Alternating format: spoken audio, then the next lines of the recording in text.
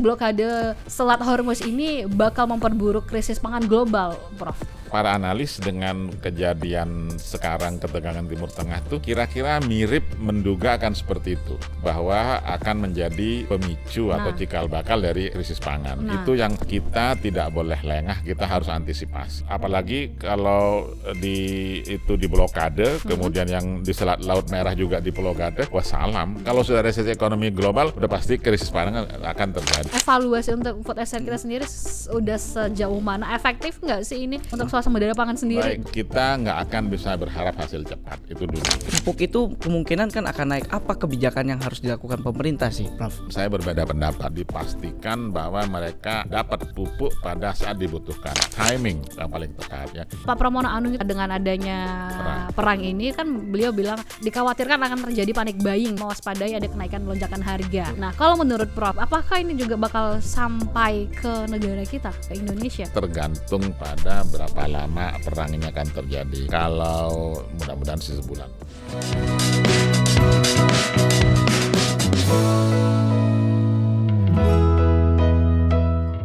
Selamat datang di Philonomic Podcast, Ekonomi itu dekat. Yang jauh masih kesejahteraan rakyat. Nah, itu dia, Fik. Kalau berbicara soal ketahanan pangan, apalagi soal krisis pangan global, itu tuh orang nggak jauh-jauh mikirinnya soal gagal panen lah, cuaca ekstrim lah kayak El Nino dari tahun-tahun kemarin. Betul banget. Tapi ada hal penting yang juga orang itu nggak mikir dan jarang untuk dibahas itu ya soal distribusi logistiknya, Fik. Apalagi untuk pangan global dunia gitu ya, Fik. Belakangan ini Selat Hormuz, blokade Selat Hormuz kan lagi panas banget ya, Fik ya. Betul. Menurut lu ini penting gak sih? Sepenting apa sih Selat Hormuz ini untuk pangan kita? Apa pemikirannya itu sebenarnya korelasinya apa gitu, Fik?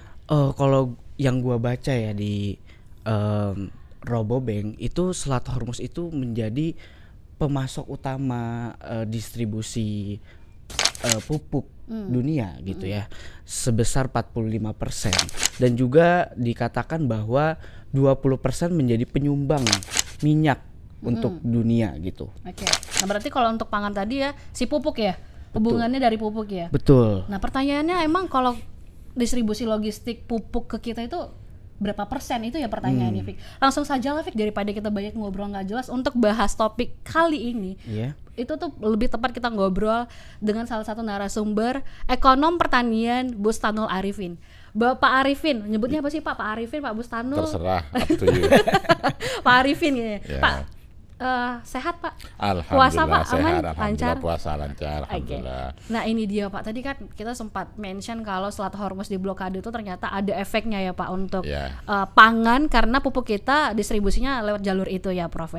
Tapi kalau Prof melihat, apakah dengan aksi blokade Selat Hormuz ini bakal memperburuk krisis pangan global, Prof?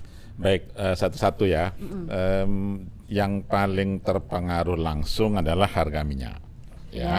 Harga minyak itu saya cek per pagi ini, tanggal awal Maret ini itu sudah 78, hampir 79. Dan orang, para analis menduga bisa tembus 100, bahkan dikhawatirkan kalau perang Irak dan Israel dan Amerika Serikat ini berkepanjangan bisa 150.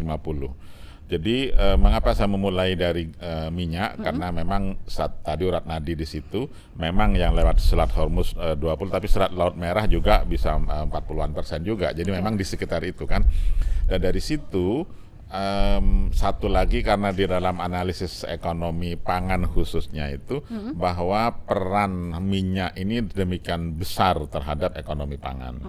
Baik karena transmisi lewat harga, jadi konteksnya kan harga minyak global naik, kemudian di CBOT yang jadi patokan CBOT di Chicago Board of Trading, jadi pasar berjangka Chicago dan pasar bursa New York juga terlink terkait dengan harga minyak global, future-nya. Dan dari situ kejadian tahun 2008, Anda mungkin masih muda, 2008 waktu krisis pangan global itu memang dimulai dari harga minyak dulu. Jadi dari harga minyak, nah karena minyak ini energi, nyambung kemana-mana, ke gas, ke pupuk. Nah pupuk itu bagian dari energi, karena bahan baku bahan baku pupuk adalah gas. Memang untuk urea kita produksi sendiri ya. Tapi untuk pupuk P2O5, kemudian PPK, KCL kita impor. Amonia itu ya, Prof ya? Amonia itu urea ya. Tapi kalau pupuk fosfat namanya sama kalium, fosfat sebagian besar impor dari Timur Tengah, terutama di Strait Hormuz itu akan berpengaruh pada biaya produksi baik di Indonesia maupun negara lain. Dan dari situ krisis pangan global 2008 munculnya dari situ pelan-pelan. 2008 terus nyambung sampai kepada Arab Spring ya. Akhirnya setelah krisis pangan, kemudian krisis politik, lalu kudeta, kemudian pemberontakan dan seterusnya. Orang atau para analis dengan kejadian sekarang ketegangan Timur Tengah tuh kira-kira mirip menduga akan seperti itu, bahwa akan menjadi pemicu atau cikal bakal dari krisis pangan. Itu yang kita tidak boleh lengah, kita harus antisipasi apapun ya. Ini pemicunya gitu ya, Prof ya? Salah satu salah satunya. Karena apalagi kalau itu di blokade, kemudian yang di Selat Laut Merah juga di blokade, wassalam, itu harga bisa sangat tinggi, dan bahkan para analis, ini yang pesimis ya, para analis khawatir terhadap resesi ekonomi global. Itu yang sangat mengerikan. Kalau sudah resesi ekonomi global, udah pasti krisis pangan akan terjadi. Nah mungkin pelan-pelan di Indonesia seberapa besar dampaknya di Indonesia itu kalau yang memang kita produksi sendiri mungkin masih aman. Tapi kan dengan hari ini kita terkoneksi ke global, tidak mungkin kita mengisolasi. Pasti ada pengaruhnya. Pasti ada pengaruh. Terutama tadi kalau kita bilang sebagian besar ekonomi pupuk itu artinya bahan baku pupuk gas kita punya, tapi yang impor itu harga pasti tinggi. Pertanyaannya dua, kalau pupuk yang tidak disubsidi udah pasti harganya naik. Yang pupuk disubsidi yang naik adalah anggaran untuk mensubsidi. Artinya APBN sangat mungkin bisa terpengaruh, bisa jebol juga. APBN jebol dua hal, jebol untuk menanggung subsidi minyak bumi termasuk BBM, kemudian harus menanggung subsidi pupuk dengan setting keuangan negara seperti sekarang. Kira-kira gitu secara ekonomi proses. Dan kalau harga naik itu nanti taruhlah Indonesia belum terpengaruh, dia memasok ke Amerika Serikat memasok ke Eropa gitu. Dan itu yang menyebabkan biaya produksi makin tinggi. Kalau biaya produksi makin tinggi, udah hampir pasti harga jual makin tinggi. Kalau harga jual makin tinggi, orang tidak bisa tidak mampu membeli kan. Mungkin Anda yang berpikir petani akan senang atau apa, itu mungkin pada hal tertentu ya, tapi mungkin pada level berikutnya itu maksudnya siklus berikutnya dia kan harus membeli juga pangan yang lain yang dia tidak produksi. Itu yang terjadi sehingga akhirnya bertali temali menjadi krisis pangan beneran. Saya tidak ingin ini terjadi gitu ya. Ini di global dulu, kita berbicara Indonesia. Dan umumnya krisis pangan global ini berkait dengan krisis ekonomi dan krisis politik. Itu yang kita harus hati-hati. Seirama yang tiganya, Bro. Iya dong, kan memang nggak mungkin kita memisahkan ekonomi dengan politik. Betul. 2008 itu dulu pernah ada harapan energi alternatif karena pangan mahal. Jadi kalau harga minyak mahal, harga pangan ikut mahal, harga biofuel adalah minyak yang dibikin dari bio, dari minyak sawit, dari minyak kedelai, dari minyak rapa gitu kan, minyak bunga matahari juga meningkat juga. Orang ada harapan, ini harapan gitu kan.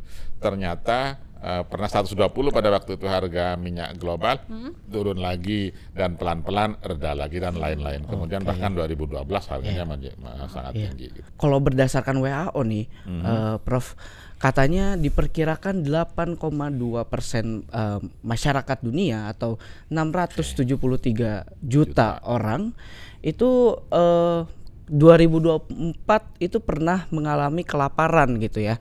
Dan apakah ini artinya akan bisa menjadi sebuah kenaikan di tahun ini karena embargo yang dilakukan sama blokade tadi Prof bilang kan ini kan pemicunya gitu ya Prof ya.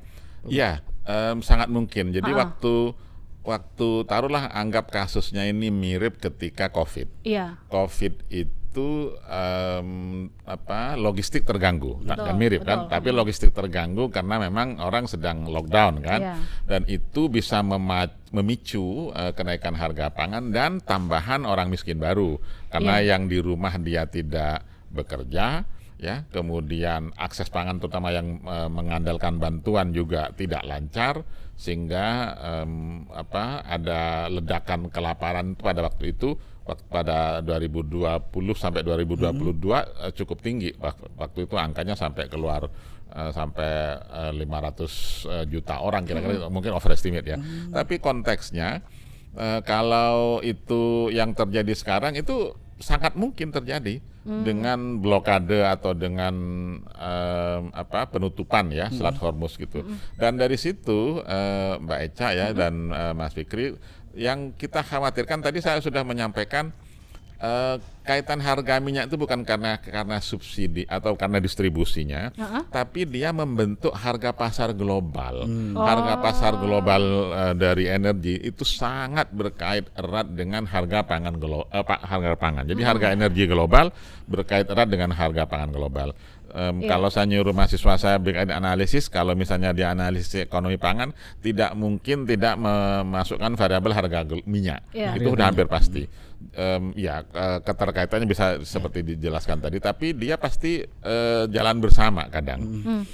Dan di situ yang kita khawatir tadi dampak pada akses pangan, ada kelaparan baru, kemudian dampak logistik menjadi makin naik ya, dan bagi kita tadi Mbak Echa sudah sampaikan sangat mungkin akan menaikkan harga produksi pertanian karena ongkos produksi pupuknya naik. Yang dapat subsidi aman, yang tidak dapat kan bisa tinggi lagi. Kalau dapat subsidi juga kan Prof, PR-nya kan di fiskal nggak sih Prof? Ya, sangat betul di fiskal. Kalau tidak salah pemerintah sudah menaikkan angka 10-an triliun kalau nggak salah ya. Subsidi ya, subsidinya. Jadi yang disubsidi itu tentu saja yang berhak dapat subsidi, yang tidak berhak, yang menengah ke atas perkebunan itu harganya naik, udah pasti naik. Nah sekarang yang kita harus awasi hati-hati di Indonesia, kalau perbedaan harga pupuk subsidi dengan non subsidi terlalu besar, ada penyelundupan, ada kebocoran. Ya, yang mungkin dong, coba Anda perhatikan harga yang disubsidi 2.300 ya. Kemudian harga di sana, harga di non subsidi di atas 6.000 gitu. Nggak harus jadi ahli ekonomi, orang untuk mengatakan untuk menjual 11. Itu yang perlu diawasi. Jadi ada tambahan pekerjaan juga bagi kita yang selalu mengandalkan subsidi seperti ini. Prof, tadi kata Prof kan pangan ini sangat berkaitan erat sama minyak nih kan. Itu tuh karena biaya logistik yang berhubungan sama minyak atau apa saja sih Prof sebenarnya? Biaya logistik sudah kita jelaskan. Yang perlu teman-teman terutama kaum milenial itu paham bahwa di pasar berjangkanya itu satu warna, satu gerakan harganya itu. Apalagi mereka dikaitkan dengan pasar berjangka ya. Jadi kalau harga minyak global naik sudah hampir pasti harga pangan naik. Jarang yang berbanding terbalik gitu. Mengapa? Karena semuanya kan diperdagangkan di pasar berjangka global gitu ya. Nah, mungkin proses transmisinya seperti saya jelaskan melalui penggunaan biaya transportasi, biaya logistik. Tapi teman-teman pelaku perdagangan pangan ini sering melihatnya sebagai salah satu referensi. Harga minyak global naik itu hampir pasti naik gitu. Iya. Kita juga ada data ya Prof ya. Kalau berdasarkan data Rabobank, Lembaga Keuangan Internasional, mereka itu kan memang fokus untuk bahas pangan dunia ya Prof ya. Data mereka itu kalau katanya Selat Hormuz itu sering disebut sebagai nutrient highway. Nah kalau menurut Prof, selain Selat Hormuz sebenarnya ada nggak sih opsi apa ya, selat-selat lain mungkin atau jalur yang lain mungkin yang untuk mendapatkan pengganti, karena kan kalau misalnya ini berlangsung lama kan agak PR sih Prof. Kalau pakai darat itu lebih mahal dan Eropa nggak mau ambil risiko, terutama untuk negara-negara yang memang tidak memproduksi bahan baku fosfat ya, yang paling penting. Fosfat itu dibikin dari batu karang gitu ya, yang rada-rada merah itu. Kadang memang adanya di sana, itu dihancurkan, itu ditambang seperti itu. Kemudian kalau urea beda produksinya. Kita jelaskan, urea itu ditangkap dari gas dari udara, dimasukkan, terus dijadikan cair, kemudian dikeringkan jadi urea. Dan kalau itu kita bisa produksi, beberapa negara juga bisa produksi ya. Nah, tapi konteksnya tadi kalau apakah ada alternatif? Mungkin ada, tapi tergantung pada jenis tanah di masing-masing negara. Jadi kalau tanah yang memang miskin hara P itu agak berat. Miskin hara itu memang kurang kandungan dalam tanahnya. Tapi kalau tanahnya yang masih mampu menghasilkan itu dari kalau tanah kita alhamdulillah ya, Tuhan Maha Adil, bekas-bekas bekas vulkanik itu, bekas gunung berapi itu bikin subur. Jadi apapun dilempar tumbuh gitu ya Bro. Kita mengandalkan pupuk organik juga bisa. Gimana? Iya. Kalau misalnya kita mau nanam mau lempar apa sih yang untuk itu kalau singkong gitu Bro. Itu kalau lagunya Kus Plus dulu, kayu dan batu jadi tanaman. Anda bagaimana? Betul. Kelihatan nggak Prof perbedaan? Prof tadi kan mention ya Prof, gara-gara blokade Selat Hormuz ini bisa juga jadi pemicu naiknya jumlah ini ya Prof ya, angka kemiskinan orang miskin secara global gitu ya Prof. Tapi kan ini juga salah satu penyebab kan inflasi pangan global ya Prof. Ya betul. Nah kalau Prof melihat kira-kira ini bisa jadi pemicu juga, atau Prof punya data nggak sih sekarang inflasi pangan global itu udah kayak gimana, terus proyeksi persentasinya bakal sesejauh mana Prof? Kalau harga yang pokok, harga menjadi core inflation ya, ada dua inflasi itu, ada core, ada yang diatur. Kalau yang core banyak karena suku bunga, nilai tukar yang gitu-gitu kan. Tapi kalau yang disebabkan oleh volatile food, harga pangan juga sama. Saya belum bisa menghitung berapa dampak persentasenya, tapi dugaan saya sih bakal naik. Bakal naik. Di Indonesia 2,92 tahun lalu ya, kecil. Global memang beberapa negara ada yang sampai 7-8, tapi so far lebih kecil dari kita ya. Dari situ dengan berkaca pada COVID 2020-2022 atau berkaca pada krisis pangan 2008 dulu, sangat mungkin ini bisa menyebabkan inflasi pangan yang juga cukup tinggi juga gitu. Saya belum menghitung, tapi dugaan saya sih bakal naik. Tapi kalau perbandingannya menurut Prof lebih kacau ketika pandemi atau sekarang Prof, kalau inflasi pangan bakal naiknya Prof ngelihat? Mungkin sekarang. Kalau pandemi itu karena lebih banyak karena lockdown, kemudian karena logistik terganggu. Nah kalau sekarang ada satu lagi, inflasi itu faktornya juga karena psikologi.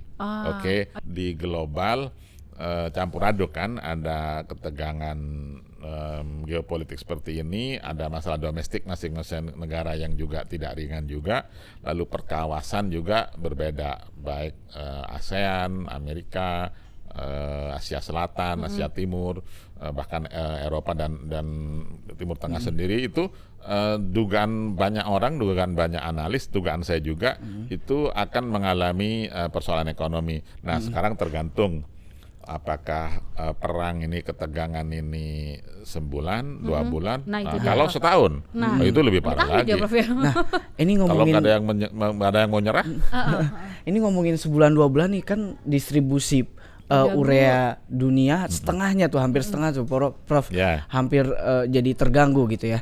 Nah, sebetulnya ini kita tinggal menunggu berapa lama lagi sih untuk kenaikan harga pangan yang meledak-ledak ini? Saya menunggu setidaknya biasanya para analis tuh melihat perkembangan sebulan ya, sebulan dulu kita tunggu. Harian ini naiknya sedikit, tapi kalau harian naiknya 5%, 3%, itu kan kalau sebelum bisa 30% kan nggak benar dong. Bisa lebih dari situ. Per komunitas berbeda ya. Kalau dampak di komunitas pertanian, saya tadi download data itu, yang paling dahsyat itu oats ya. Kemudian koko, kemudian sapi, pork itu. Kalau beras so far masih aman. Ya di global kan. Minyak kedelai itu yang naik juga ya. Tapi kalau kedelainya, Prof? Minyak kedelai dan kedelai sepupu dia sama-sama naik. Satu arah ya berarti. Jadi konteksnya itu apalagi kita mohon maaf ya, kedelainya kan impor. Iya, impor. Banyak lagi gede kan. Tahu tempe aja kita bahan bakunya yang paling besar juga, lebih besar minyak kedelainya dibanding kedelainya. Kedelainya kita itu mungkin 3 juta ton lah. Kalau dengan minyak bisa 6.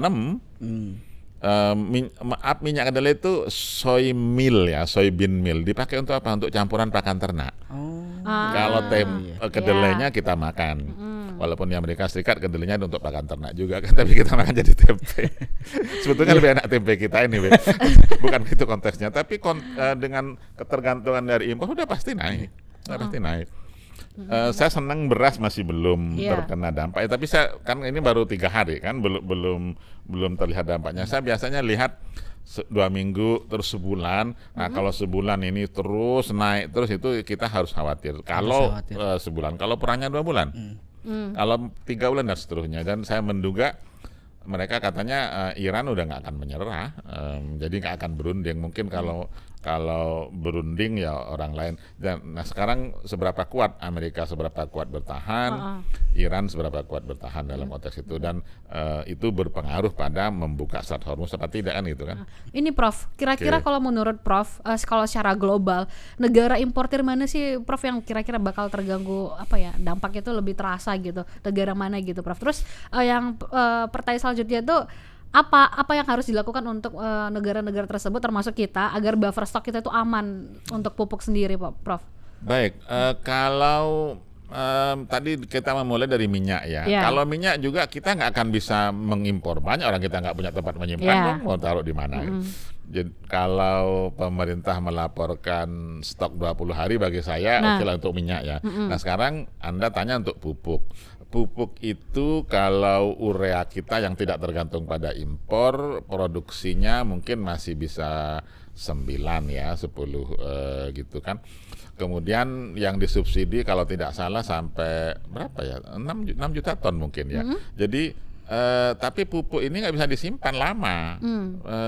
Kalau disimpan lama berubah dia. Kemudian kita nggak harus menyimpan seperti itu, tetap harus liquid, tetap harus berputar gitu ya. Jadi justru konteksnya adalah nanti kemampuan mengelola ya. Mengelola tidak harus berarti menyimpan, dia diperdagangkan, dialirkan sampai ke Indonesia Timur dan lain-lain. Jadi di situ yang menjadi taruhan gitu. Memang itu bahan baku produksi. Nah, yang harus kita antisipasi juga kemampuan mengelola stok yang ada di gudang, stok pangan ya, bukan pupuk. Stok pangan yang ada di gudang juga tidak boleh lama-lama disimpan di gudang juga gitu. Pada awal tahun kemarin pemerintah kan sangat membanggakan bahwa kita tidak impor sama sekali gitu ya Prof ya. Stok pangan terutama beras sampai 4 juta ton kira-kira Januari udah masuk 3,5 juta ton lah gitu karena dibagikan. Tapi menyimpan stok terlalu lama juga bisa rusak juga. Mutunya gitu ya Prof ya. Itu yang harus diantisipasi. Jadi sekali lagi harus liquid. Nah, sekarang di Indonesia ada faktor lain, musim. Panen kita itu 65% bahkan ya, itu terjadi pada musim panen raya atau musim rendang ke bahasa orang Jawa, panen musim kemarau ini. Jadi April, Mei itu puncak panen. Tapi bentar lagi berarti kita mau puncak panen nih Prof? Iya, jadi kita harus mampu mengelola sebaik-baiknya. Kemudian yang 35% itu terjadi pada musim gadu namanya. Gadu itu September Oktober lah ya, di situ. Nah itu untuk tambahan yang pertama. Tapi sekali lagi itu harus berputar, dialirkan. Bantuan harus dibagikan gitu, karena kalau disimpan sekali lagi dia bahkan bisa mengganggu stabilisasi harga gitu kan. Buktinya harga beras sekarang kan masih mahal, masih 16.000. Masih 16.000, benar-benar. Mungkin banyak orang tanya kalau seperti itu apakah petani sejahtera seperti di tema kita punya podcast ini? Enggak juga tuh ternyata kok. Jadi memang ada hal lain di situ. Kalau di ekonomi pertanian kita jelaskan dengan rantai nilai namanya, rantai pasok atau bahasa lama itu tata niaga ya.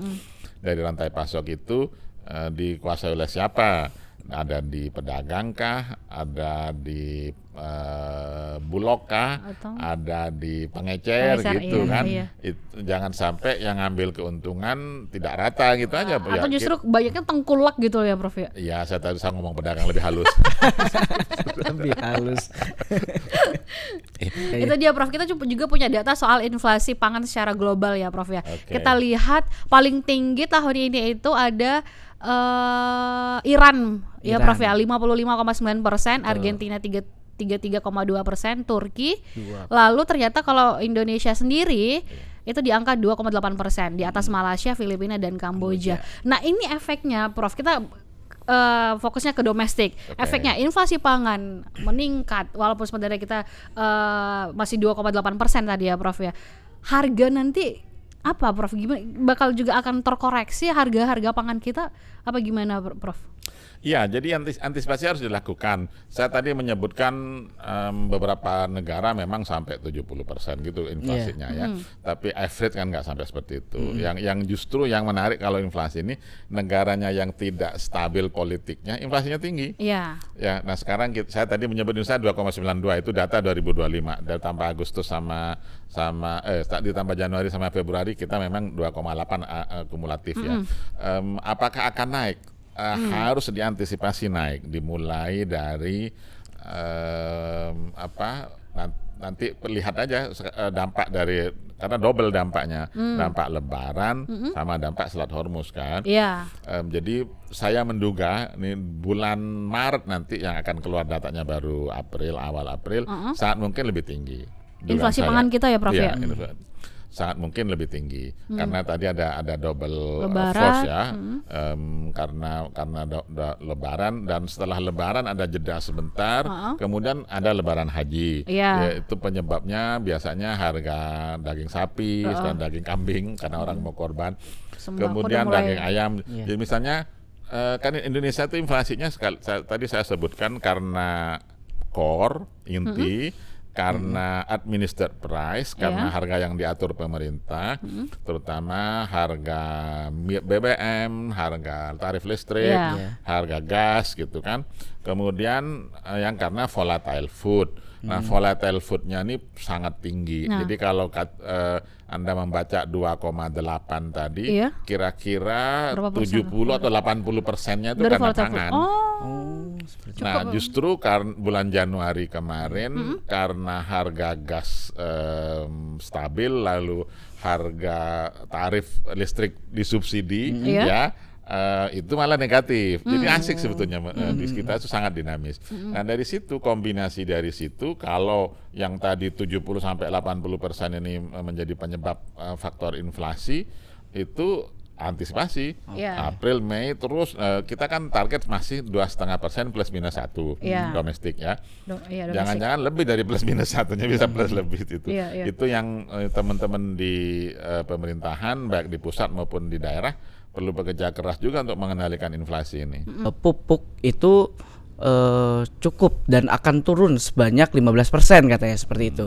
Dan dalam konteks untuk target swasembada pangan nih Prof ya, ini akan menjadi ancaman yang akan lama enggak sih Prof ke depannya untuk Indonesia sendiri yang katanya ingin mencapai swasembada pangan. Nah, ini akan mundur atau akan tetap gitu sesuai dengan yang dikatakan sama pemerintah atau seperti apa sih Prof? Ini pemerintah Awal tahun sudah publikasi swasembada beras ya. Beras dulu ya. Kalau mau pangan semua mungkin nggak akan ya, karena memang beberapa kita masih tergantung impor. Tapi masyarakat mengartikan swasembada pangan itu swasembada beras plus jagung gitu paling nggak kan. Tapi kalau gandum kan nggak mungkin, kita masih bisa gitu ya, Prof, ya? nggak nanam, bukan nggak bisa nggak nanam. Ada sih tanam untuk percobaan gitu kan. Tapi kan 100% kita tergantung impor. Kemudian susu kita juga masih impor. Kedelai tadi kita sebut ya, bawang putih dan lain-lain. Jadi taruhlah kita reduksi. Dari awal kita ngomongin swasembada pangan, dan itu juga salah satu fokus program pemerintah gitu ya, Prof ya. Dan untuk mencapai itu kan pemerintah kan punya proyek ini ya, Prof Fik, food estate. Food estate, betul banget. Prof ada concern buat kesana. Apakah sebenarnya kita menurut Prof evaluasi untuk food estate kita sendiri udah sejauh mana, efektif nggak sih ini untuk swasembada pangan sendiri? Baik, sepertinya kita perlu sesi khusus sudah, serius. Ya, sedikit ini. Saya terus terang sudah berkali-kali ke food estate. Kita nggak akan bisa berharap hasil cepat, itu dulu. Iya. Apalagi kita berharap itu menjadi betul-betul pengganti dari sistem produksi yang ada. Tidak mungkin bisa karena perlu waktu. Jadi gini Mbak Eca, food estate itu mengubah ekosistem dari ex hutan atau gambut menjadi ekosistem sawah atau padi ya.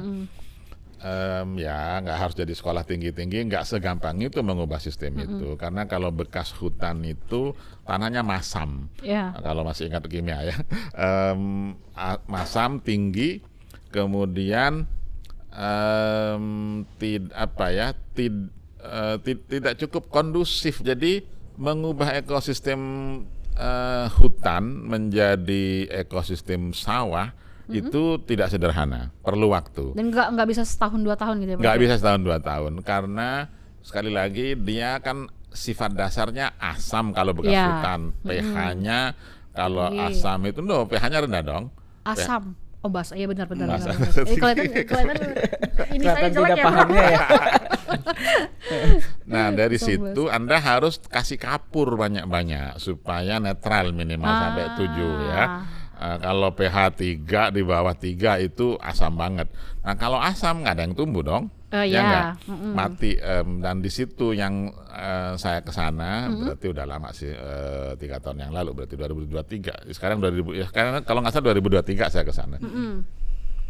Itu sudah dibikin percobaan dengan beras, percobaan itu pilot project maksudnya. Ternyata hasilnya nggak bagus, tidak sampai 2 ton per hektar, ada makan mungkin 1 ton per hektar. Sementara ideal supaya balik modal ya minimal 4 ton per hektar. Itu kan masih jauh dong. Kita kan secara ilmiah nggak mungkin sekali lagi berharap 2-3 bahkan 4 tahun pun masih belum tentu jadi juga gitu. Jadi kalau mau sebagai pendahuluan awal sepanjang dia tidak merusak lingkungan hidup mungkin masih oke. Tapi kalau kita berharap dia sebagai pengganti yang ada mungkin perlu waktu. Bahkan kalau Anda ingat di Kalteng itu zaman Pak Harto sudah dibuka namanya PLG, proyek lahan gambut 1 juta hektar jika masih ingat.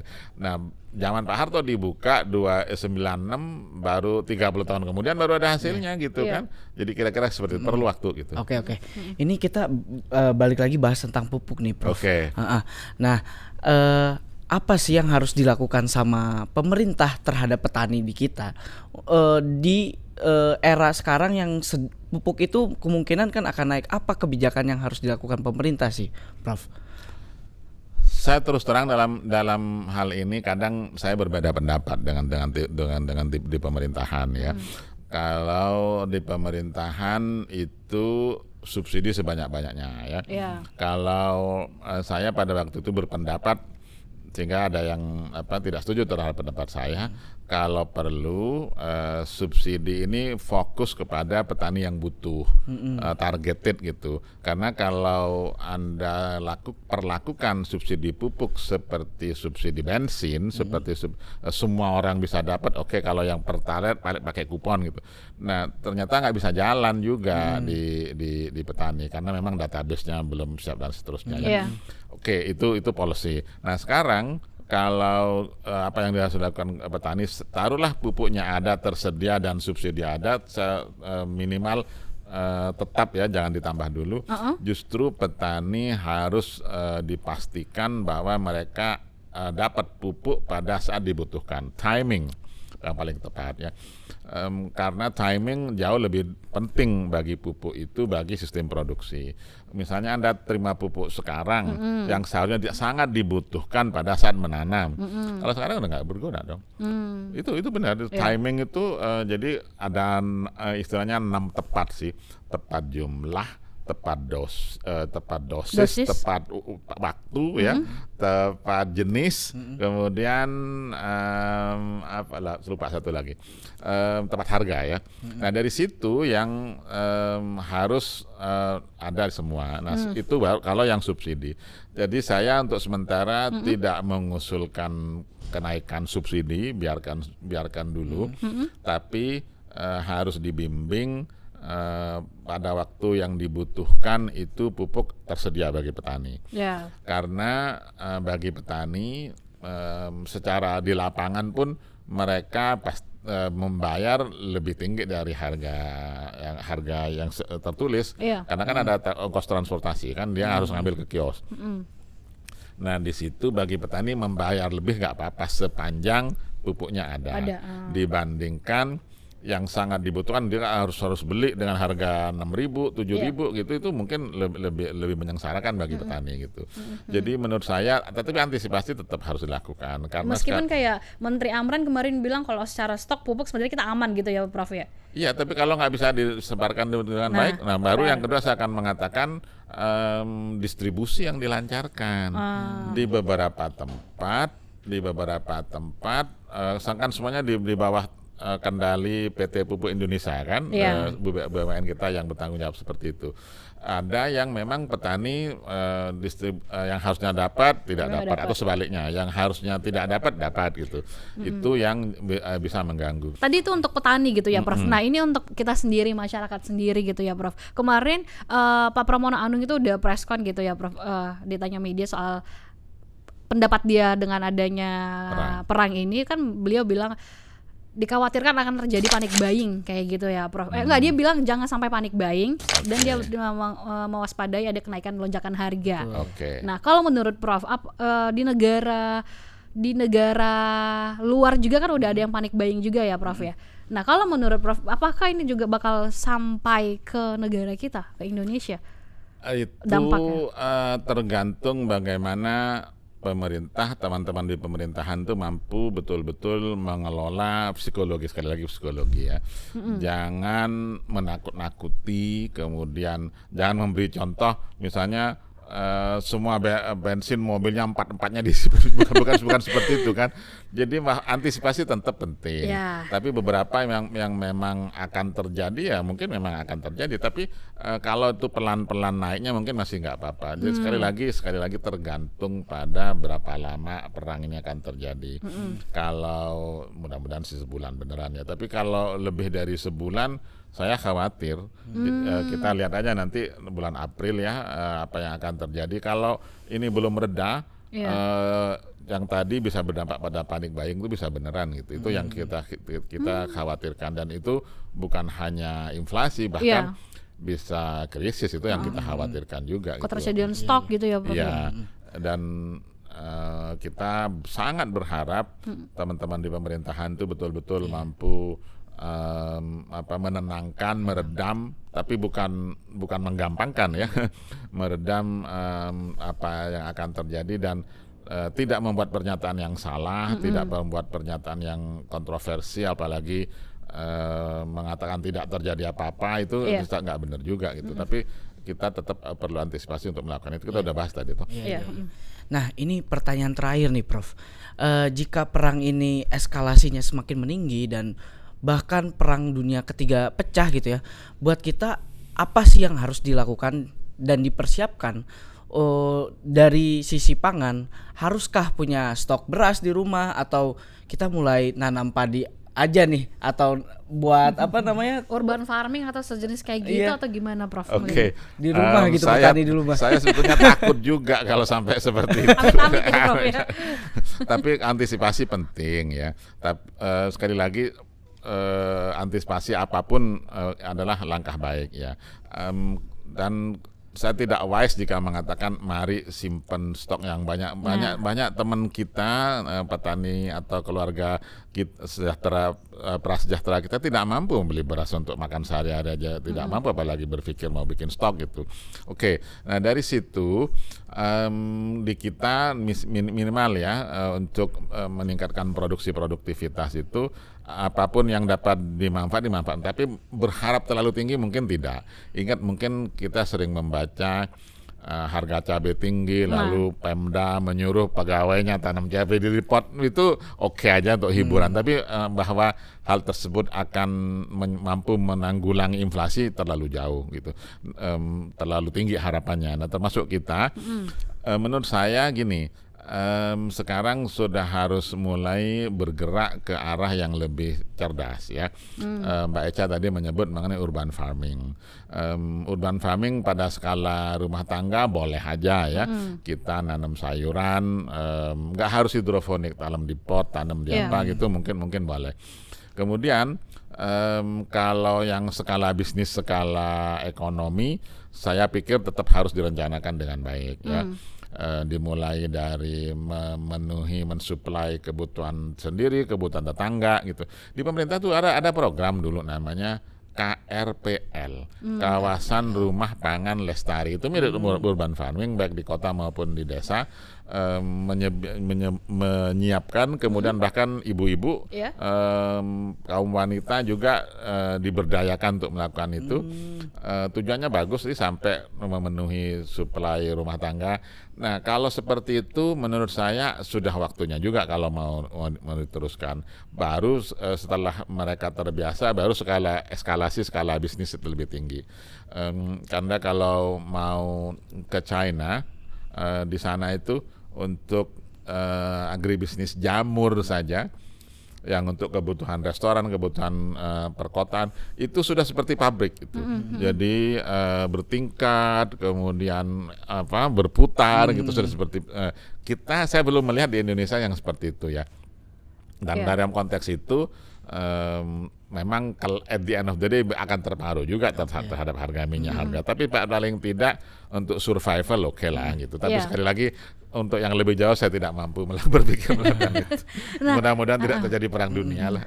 Itu dia, Vic. Sebenarnya benang merah kalau menurut gue sih, ini tuh pemerintah ataupun kita tuh waspada, kehati-hatian dan bersiap, karena we never know, nanti ya amit-amit, walaupun kita nggak berharap ke sana ya, Prof, tapi ya untuk waspada. Dan urban farming tadi yang Prof bilang bisa bertani sendiri di rumah tangga dalam skala kecil, itu juga jadi salah satu bisa membantu kita ya, nanam-nanam sayur dikit-dikit gitu ya, Prof ya. Saya di rumah nanam mangga loh, silakan lihat Instagram iya, saya. Boleh nanti kita makan sayur. IG-nya apa, Prof? Ada di sini. Boleh. Ada di deskripsi ya. Okay. Nah, kita bergeser ke topik selanjutnya, Vic. Prof, kalau kemarin itu rame juga ya, Prof.